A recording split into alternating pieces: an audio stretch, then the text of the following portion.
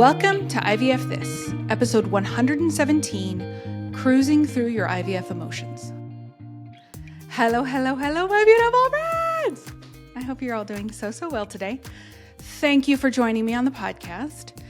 This is going to be a short but sweet one, and I'm going to let you know right from the top, this one is not scripted, so I just wanted to test it out, see what kind of chaos goblinry I can do for a podcast episode. So have your thoughts and prayers for my podcast producer. He's going to need them for this particular episode, but I wanted to give it a whirl. We haven't done an unscripted one in well over a year, so here we go.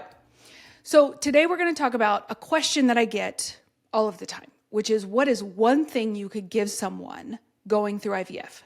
Now, if you know me, you know my work. Thoughts create feelings, feelings drive your actions, actions get your results, right? So I do the think, feel, do model. So if I was going to give someone something, the only thing I would want to give them, a piece of advice that I would want to impart on them, it would be regarding an emotion. Because an emotion, once you know what it is, once you know what you're feeling, right, you can create thoughts that will help you get to that emotion. That emotion's going to drive a lot of what you're doing. So this is going to be about an emotion and then how I would talk to myself. Okay, so that's this. The emotion that I would give you, the emotion that I would tell you to try and cultivate as often as possible is not hope, which is what most people would think, isn't even really courage, which I've talked about a little bit before. The emotion that I would want you to try to cultivate, or the emotion I would want to give you, or the emotion that I would want you to have and carry with you throughout your IVF journey, even through parenthood or wherever life takes you, is the emotion of willingness. That is the emotion I would want you to have. That is the emotion that I would want you to experience. Because when you're willing to do something, that means, number one, it's always a choice. It's always been your choice. IVF has always been your choice. Infertility was not your choice. That's not a choice. That's a medical diagnosis. It's something you've experienced. Willingness, though, when you're walking through your IVF journey and you're telling yourself, I have to do this. This is the only thing I can do. I need to do this. I think many of us get locked into this belief that we have to do things, right? Whatever it is, outside of IVF, I have to do this for work. I have to do that, right? But willingness, right? It doesn't feel as like warm or fuzzy as hope. It doesn't maybe feel as powerful as excitement or as elusive as motivation, right? But willingness is actually something that's going to get your ass out of bed to do whatever it is, right?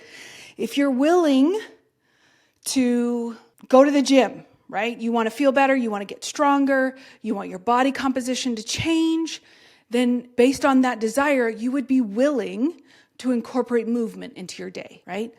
If you're willing to get a promotion, you desire a promotion, then you would be willing to do within a healthy amount of boundaries, so you have some balance in your life, but you would be willing to take on more responsibility at work, right?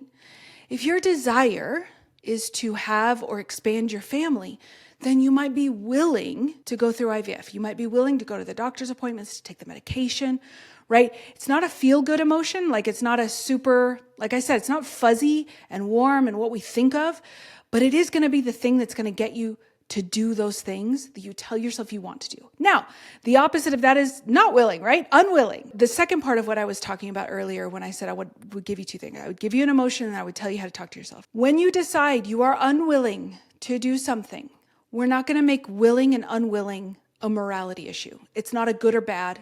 It's not a right or wrong. There are some things in life that you're willing to do, and there's some things that you're not willing to do, right? I am willing to run and go to kickboxing because those are two things that I absolutely love. I am not willing to subsist on protein shakes or keto diet or anything like that, right? Those are things that I'm willing to do and things that I'm not willing to do, and both are fine. Both are perfect, okay? So if you're unwilling, like let's say, for instance, maybe you're towing the line between maybe continuing to do another cycle or maybe walking away from treatment. There's no good or bad in there, right? You are willing to do something until you're not. And I think when we choose to get to a place where we're not willing to do something or where we're no longer willing to do something, that's actually a beautiful testament to ourselves, to the love and dedication and the care that we're taking for ourselves. Okay, so I want you to start working and thinking about and incorporating this emotion, this feeling. What does willingness feel like? For me, it feels open, maybe light. There's no obligation attached to it. There's not really even heaviness attached to it.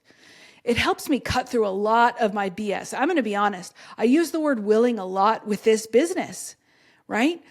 My executive dysfunction is all over the place right now. But there are things that I'm willing to do, right? I'm willing to fight for my focus so that I can get you guys these podcast episodes. I'm willing to fight through my insecurity so that I can open a group coaching program so that I can be more accessible to more people, right?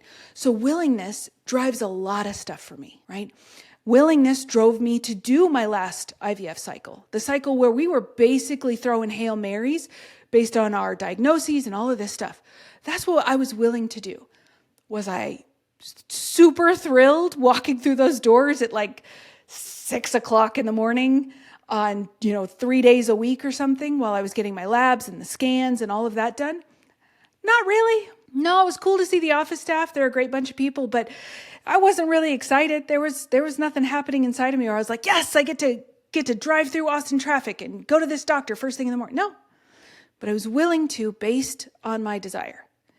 So if you're willing to do something, it doesn't necessarily matter if you're super happy about it. The motivation doesn't need to be there. The excitement doesn't need to be there.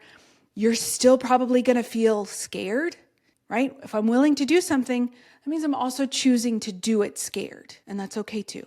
Doesn't mean that I'm not going to experience anxiety or any of the other emotions, right?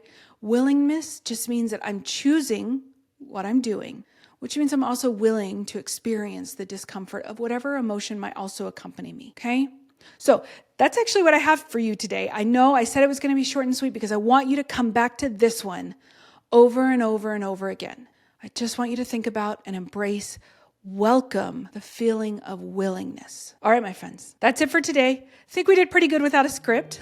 So I'll let y'all be the deciders of that. But that is what I have for you today. I hope you have a beautiful week, and I'll talk to you soon. Bye-bye. Thank you for listening to this week's episode of IVF This. If you like what you've heard, click subscribe and follow to make sure you don't miss an episode. And if you want to learn more, head over to www.ivfthiscoaching.com to learn how to work together.